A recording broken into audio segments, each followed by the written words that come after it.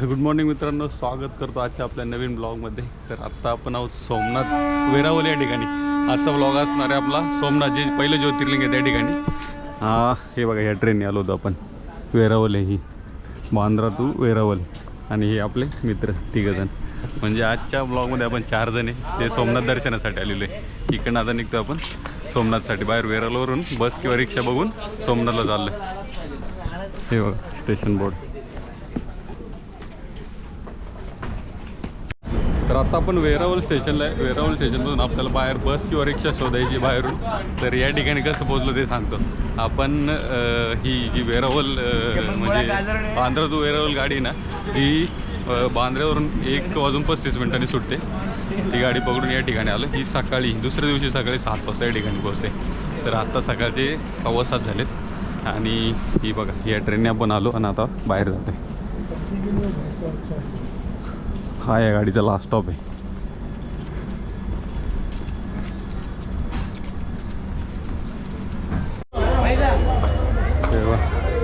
हे रेल्वे स्टेशनच्या बाहेर आलो. आपण वेरावल आणि इकडे बस पण लागतात आहे मंदिराकडे जाण्यासाठी.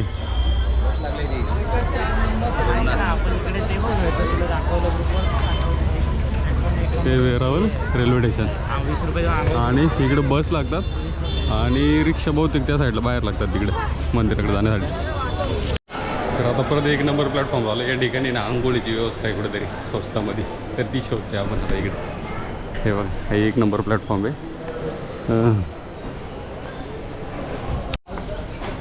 हे बघा, या ठिकाणी फ्रेश होण्यासाठी सुविधा आहे.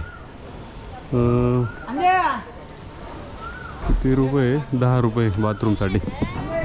10 रुपये चार्जेस आहे बाथरूमसाठी. इकडे पाठीमागे 1 नंबर प्लॅटफॉर्मला जर तुम्ही आले ना, तर या ठिकाणी क्लॉक रूम तिथे याच्यावर बघायचं.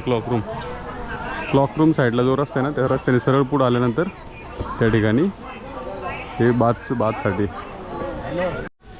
तर मित्रांनो, आपलं जे वेरावल स्टेशन त्या ठिकाणी आपलं आंघोळ वगैरे करून झालेले आहे. हे बघा, हा तो स्पॉट आहे. या ठिकाणी 10 रुपये नाही 20 रुपये घेतात आंघोळीचे. तिथं बोर्डवरती 10 लिहिले, पण आपल्याकडून 20 रुपये घेतलेत पर पर्सन. तर या ठिकाणी आपलं सगळं झालेलं आहे आंघोळ वगैरे. आता आपण निघतो आहे मंदिराकडे दर्शनासाठी. आता बाहेर जाऊन बस शोधायची किंवा रिक्षा शेअरिंगचे 30 रुपये घेतात, बस 15 रुपये तिकीट आहे. बघू आता आपल्याला जे सोयीस्कर वाटेल, जे भेटेल ते पटकन निघू. कारण आता गर्दी पण कमी झालेली थोडी, बराच वेळ झाला आपण या ठिकाणी थांबलो. तर आता पूर्ण रेडी झालं आपलं सेटअप आणि आता इकडनं निघतो आपण बससाठी बाहेर. अजून स्टेशनला 1 नंबरला आहे आपण प्लॅटफॉर्म. इकडनं आता बाहेर जायचं आपल्याला बससाठी किंवा मग रिक्षा, जे भेटेल ते. हे बघा, हा स्टेशनच्या बाहेरचा एरिया. इकडे या ठिकाणी तुम्हाला शेअरिंग रिक्षा वगैरे भेटतात ते.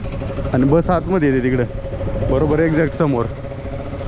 म्हणजे बस आतमध्ये येते एकदम प्लॅटफॉर्म 1 नंबरच्या बाहेर, जिथून तुम्ही गेटच्या पहिलंच आहे आतमध्ये. आणि तुम्ही गेटच्या बाहेर आले ना, तर या ठिकाणी जे सगळे शेअरिंग रिक्षा लागतात. आता सगळे खाली आहे, कारण गाडी येऊन गेली आणि आम्ही आतमध्ये आंघोळ वगैरे करत थांबलो होतो म्हणून. नाहीतर गाडी आल्यावर या ठिकाणी भरपूर गर्दी असते. चला, आता डायरेक्ट सोमनाथ भेटू. इथून जवळ आहे, 15-20 मिनटात आपण मंदिरापाशी पोहोचू.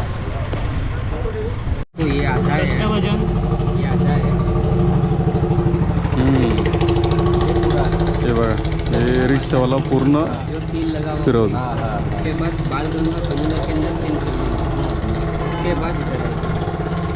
त्रिवेणी संगम, 3 नदी का पानी.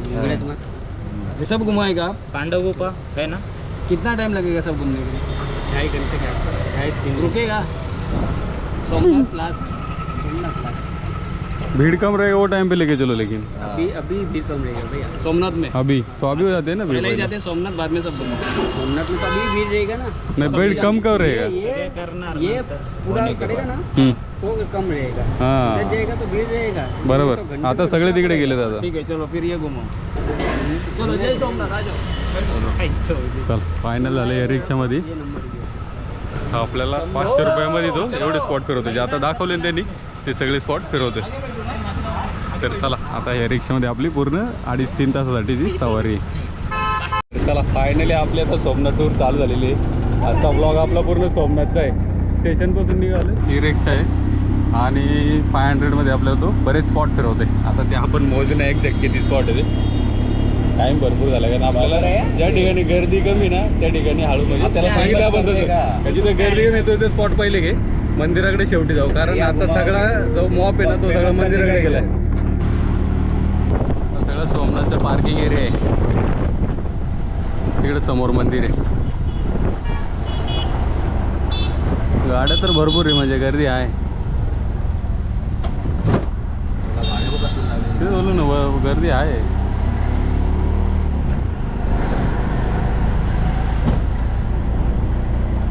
ही सगळी पार्किंग आहे सोमनाथची. सोमनाथ कुठे आहे? तर फायनली आता सोमनाथ मंदिराकडे आलो आहे. पार्किंग आहे आणि इथून पुढे व्हिडिओ कुठलाच अलाउड नाही, कॅमेरा मोबाईल काहीच अलाउड नाही. त्याच्यामुळे आपलं आता इकडनं दर्शन वगैरे करून आल्यानंतरच भेटूया. पुढे आतमध्ये अलाउड नाही व्हिडिओ वगैरे. बघा हा सगळा पार्किंगचा एरिया आहे. आणि या ठिकाणी तुम्हाला जर आंघोळ वगैरे आणि म्हणजे प्रसादनाची सुविधा आहे एकदम, म्हणजे टॉयलेट वगैरे सगळं. तर डायरेक्ट इकडे येणार असेल तर या ठिकाणी सुविधा होते बाहेर पार्किंगमध्ये. तर आता त्याला दर्शनासाठी निघतो आपण. तेव्हा सगळा पार्किंगचा एरिया मोठा पूर्ण. तर आता हे आपलं म्हणजे पूर्ण 12 ज्योतिर्लिंगापैकी पहिलं ज्योतिर्लिंग आहे आणि आपलं 6वं ज्योतिर्लिंग आहे. हे बघा इकडनं एंट्री आहे आणि इकडं जुनं सोमनाथ आहे त्याच्याच बाजूला जस्ट. हे बघा हे दिसते ना, इथून चढतात हे सगळे सोमनाथसाठी जातात ते. तर तिकडे जाऊन दर्शन घेऊया आता आपण. जस्ट मंदिराच्या बाजूलाच आहे बघा, ही एंट्री आहे जे नवीन आहे मंदिर आणि त्याच्या जस्ट बाजूला इथे सोमनाथ मंदिर. हे बघा इकडनं सोमनाथची एंट्री मंदिरात जाण्यासाठी. इथं फुल चेकिंग वगैरे होते. आता आपण बाहेर जाऊन आलो त्याच्यामुळे बाहेर येऊन शूट करते.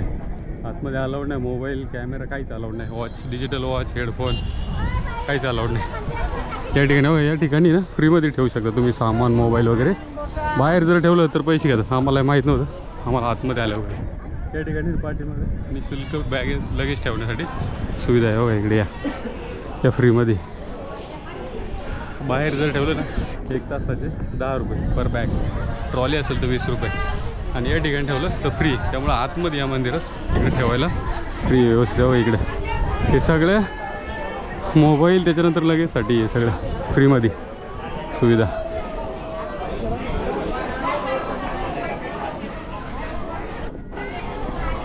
हे बघा इथून दर्शनाची लाईन आहे लेडीजसाठी आणि जेंट्ससाठी. वेगवेगळे रो आहेत, दोन्हीकडून एंट्री. इकडनं परत या ठिकाणी परत चेकिंग होते भरपूर आतमध्ये जाताना आणि तिकडनं सरळ तसंच मंदिरात एंट्री.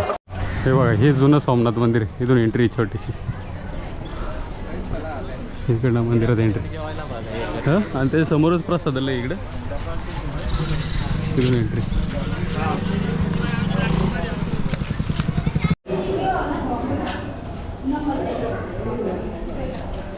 इकडनं एंट्री मंदिराकडं. हे जुनं सोमनाथ मंदिर आहे.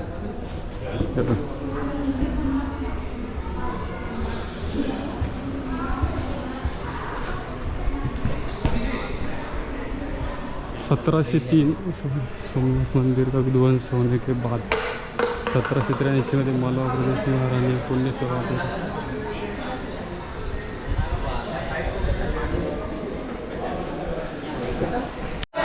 तेव्हा या अहिल्या देवींचा इथं फोटो लावला ज्यांनी या मंदिराची स्थापना केली.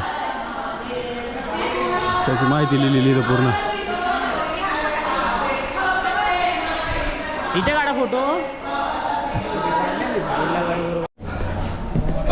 हां हे बघा हे जुन्या मंदिरात जाण्याचा मार्ग आहे. झालं इकडे दर्शन आपलं. इकडे गर्दी नाही बिलकुल सुद्धा. हां ओम नमः शिवाय.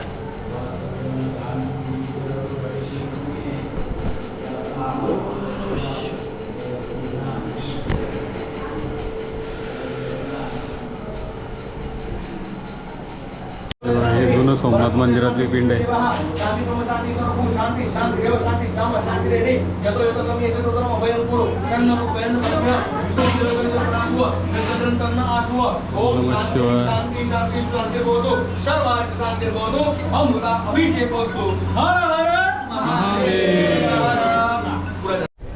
तेव्हा हे जे मंदिर आहे ना हे सोमनाथचं मंदिर आहे. इकडनं आतमध्ये इथून पुढे एंट्री नाही आतमध्ये. एवढं लास्ट आहे. इथूनच बघू शकतो आपण मंदिर. आणि या ठिकाणी एक कलाकृती कोरलेली खतरनाक वाळूमध्ये कोरले शंकराचे. पूर्ण चेहरा. तर आता इकडं पूर्ण सोमनाथ मंदिर एक्सप्लोअर करून झालेलं आहे आपलं. मंदिराच्या तुम्ही जस्ट एक्झिट मारलं ना बाहेर तर त्या ठिकाणी बघा असं वाळूत कोरलेलं पूर्ण महादेवाचं चित्र आहे आणि मंदिर आहे. हे बघा खतरनाक.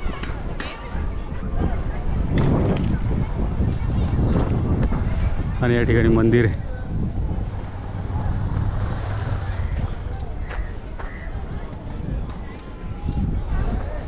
इकडं पलीकडे गेलं समुद्र आहे, बाकी दुसरं काय नाही. आता पूर्ण एक्सप्लोअर करून झालेलं आहे आपलं मंदिर. आणि आपला हा 12 ज्योतिर्लिंगापैकी एक जे सोमनाथ मंदिर आहे, ज्योतिर्लिंग पहिलं 12 ज्योतिर्लिंगातलं. तर फायनली मित्रांनो सोमनाथचं पूर्ण दर्शन आपल्या इकडे झालेलं आहे. पूर्ण व्लॉग कंप्लीट झाला आहे. दिवसभर फिरतो आहे आपण सुरुवातीला बालका तीर्थ गेलं, नंतर बाणगंगा गेलं, तिकडनं गोलकनाथ तीर्थ तो मठ होता तो तिकडे गेलो, तिकडनं नंतर राम मंदिर आणि त्रिवेणी संगम, शारदापीठ आणि पांडव गुफा हे सगळं करून राम मंदिर झालं. राम मंदिर करून सोमनाथ मंदिराचं दर्शन केलं जे मेन आहे. तिथं खूप गर्दी आणि हे आपण आता जिथं बसलो आहे ना ते जुनं मंदिर आहे. हा लास्ट स्टॉप आहे आपला आणि या ठिकाणी आपला सोमनाथचा ब्लॉग संपला आहे. आता